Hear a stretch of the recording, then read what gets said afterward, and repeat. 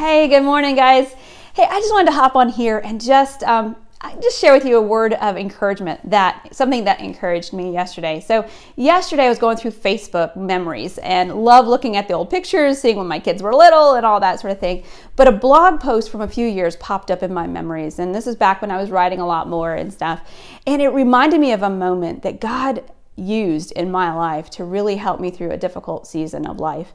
And so back then I was at a women's conference. I was listening to an author, Casey Van Norman, who has a powerful testimony, a powerful story. If you don't know who she is, go look her up. CaseyVanNorman.com, I think. And anyway, look her up. But she was sharing a part of her story during that conference, and she was telling us about the time that she had revealed to her husband about an affair that she had been having, and that his response in that moment had surprised her. And his response was, Casey, I don't know how not to love you. And that how through that, God showed her that he was telling her that as God, he didn't know how not to love her either.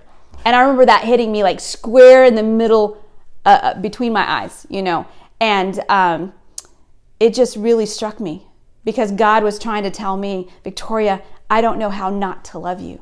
Because at that time, I was starting into a real difficult season of life. What I didn't know then was that I was entering into one of the most painful times of my life, where I would walk through a very dark valley of depression and anxiety, and that I was going to need that reminder over and over and over again that God did not know how not to love me, that he loved me so much that it didn't matter how broken I was, how hurt I was, how wounded I was, how much I feel like I had failed him and failed others, that despite all of that he didn't know how not to love me. And so I don't know what you're facing today during this week on this Wednesday, but whatever it is, I just want to remind you that God loves you, that he doesn't know how not to love you, because you are his. He created you and every piece of you, even before anyone knew you were coming, that he knew you first, and that he loves you.